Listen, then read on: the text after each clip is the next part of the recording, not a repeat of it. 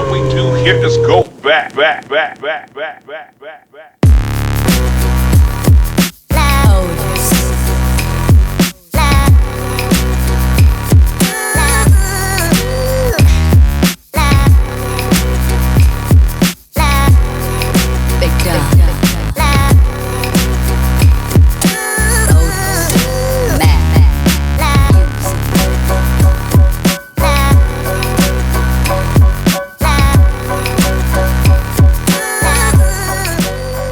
Mr. Ed Bolian, ladies and gentlemen, we are back, and it has been 3 years since we did a video together. That's pretty crazy. 3 years, people. For your channel. For car reviews or going on a drive together, it's been a while. But the last time we had a video, we did a roof RT12, which nobody knew what it was.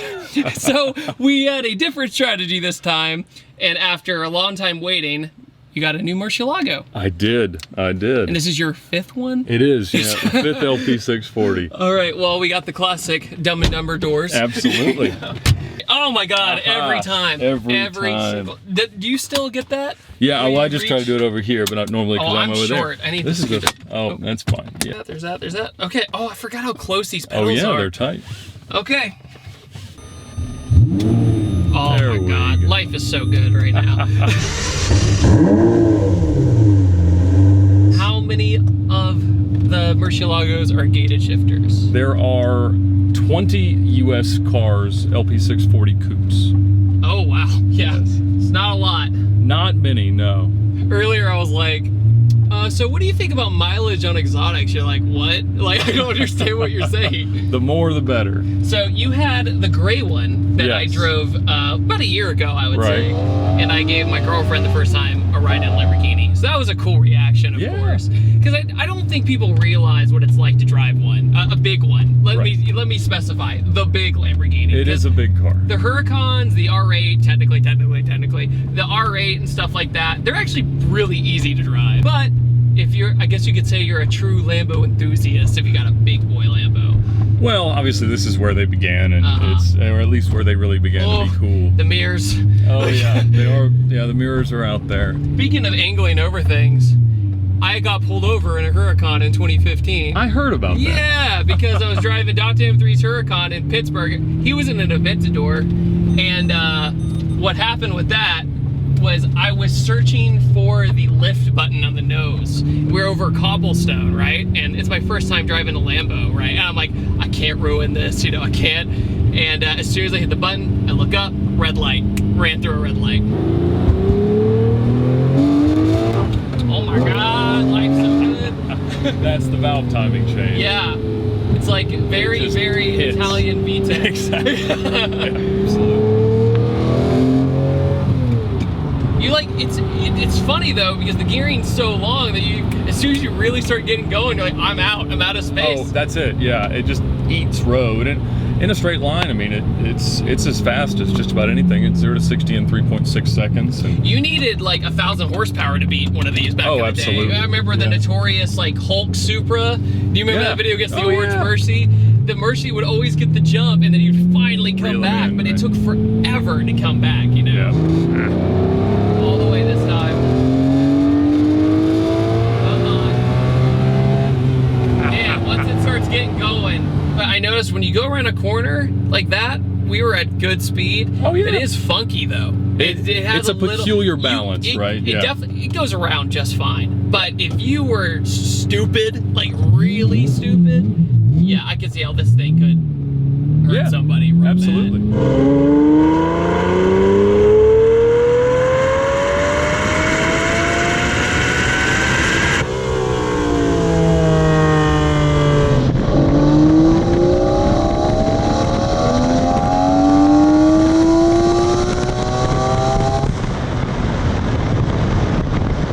The thing, like when you buy a crazy car, it needs to make the act of driving awesome. Like that's what it's all for. RPMs. Anything you do in the car, it needs to be made special by the car that you're in. So out of all the cars you've owned, is this, would you say, your favorite exotic you've owned? I think so. I mean, I've had 3 stick ones, and that to me, because when you have the E-Gear cars, it's just kind of that little asterisk that it's like, that's that one excuse you have to make for the car.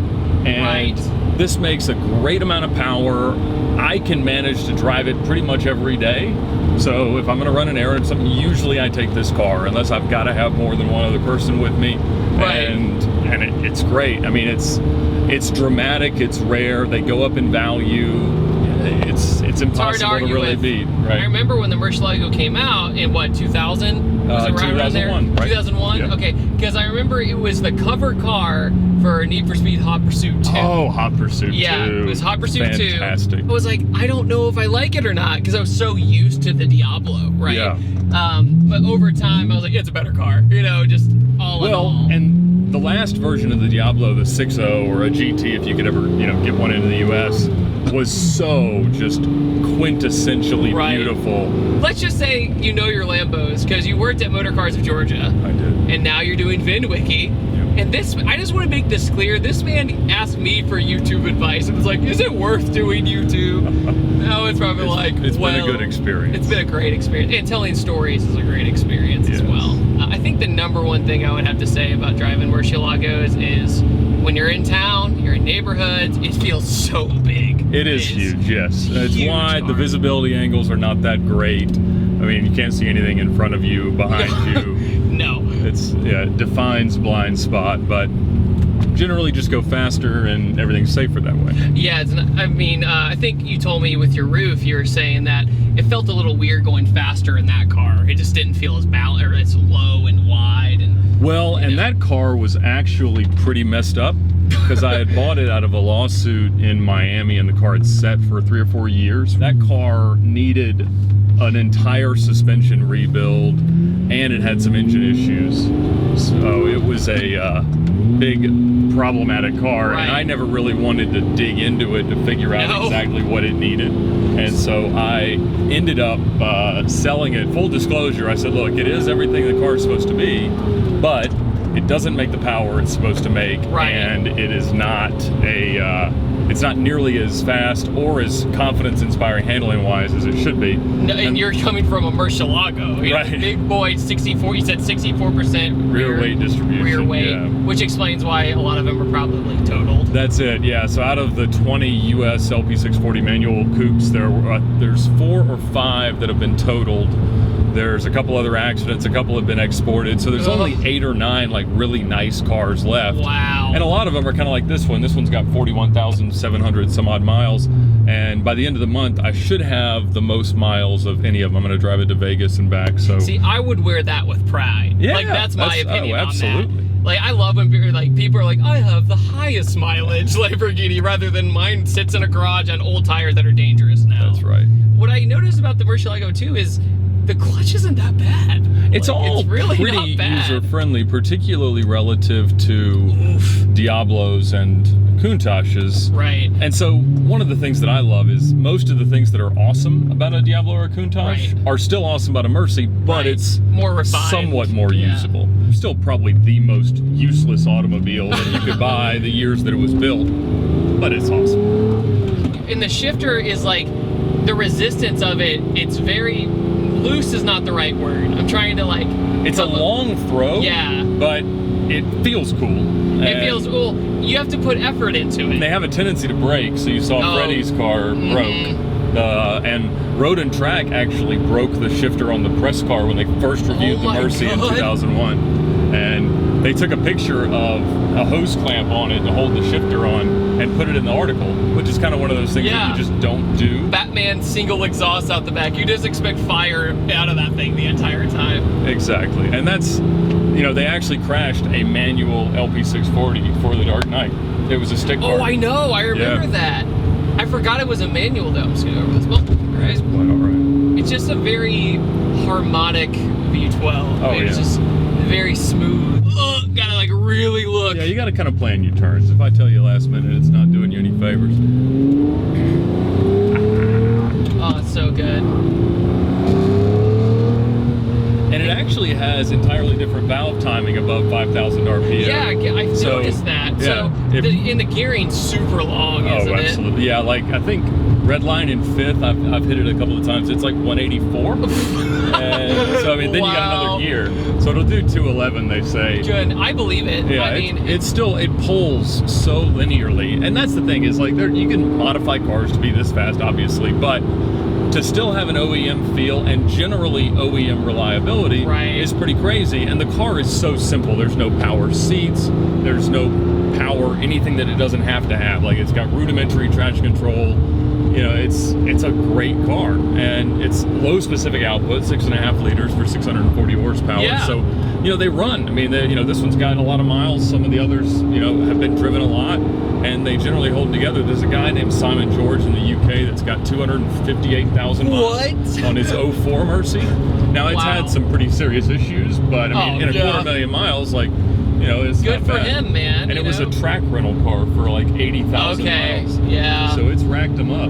The cockpit of this is so simple too. I think it's fun. I'm sorry, I know it's not funny, but the people who did your paint jobs and everything for this car, they took out the aftermarket head unit, and now there's just nothing there. Yep. But at least you gotta consider, at least it's carbon right here, right? That's it, yeah. And of course, there's gonna be that guy in the comments, which they're right. You don't need a radio in a Lamborghini, but you I really wouldn't have used it anyway. Yeah, so that's what I mean. I hang my garage door opener on one of their wires. That's its current function. That's so cool. You know, with these new cars, like a newer McLaren or a double clutch Ferrari, especially like an FF or a GT4 Lusso that's got this all-wheel drive system, there are so many things on the car that can cost you $30,000, $40,000, $50,000 the modules, if the it goes sensors, bad. Everything. Whereas, like, I mean, this is not, I wouldn't say it's a cheap car to maintain, but relative to those cars, it is, because like the worst thing that could ever happen on this car is about 10 grand. Really? And I've had 5 of them and put about 60, 70,000 miles on them, and I've never really had anything bad happen. So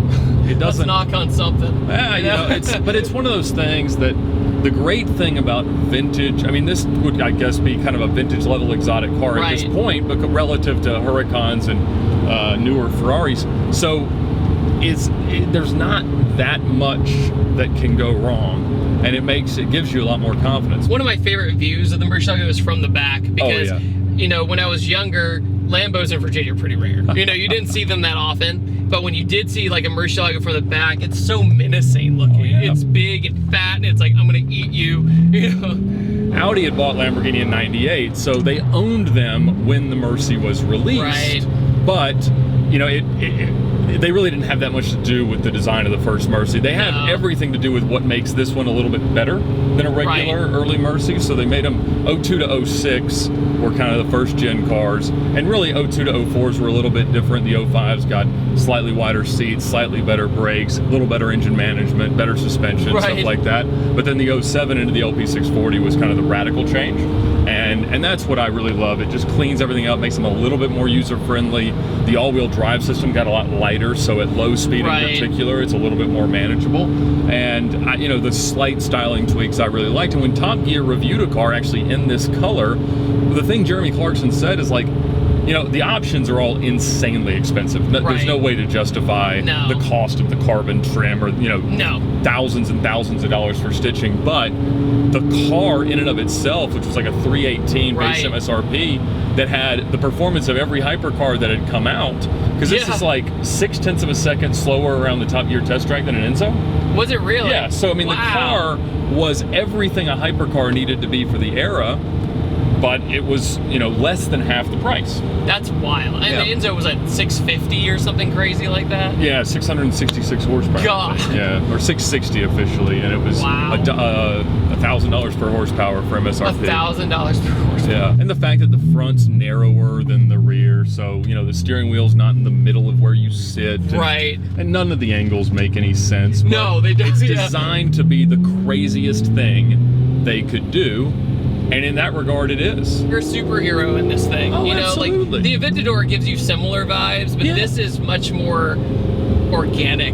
It feels more lifelike, I think. Well, and it's, you know, more than twice as rare. An Aventador can so easily cost you, up in here, there you go. All right. Can so easily cost you 40, 50 grand that it's like, it's a little scary. I mean, the warranties are now $9,500 a year from Lamborghini, which is twice what they were when I was working there. Wow. So. All right, Sir Ed Bolian, thank you for letting me drive your Murcielago. Thank you all so much for watching. I upload every Tuesday, Thursday, and Saturday, and you should definitely go subscribe to Vinwiki because they're good dudes. And on that note, see you later. Have a good one. Go.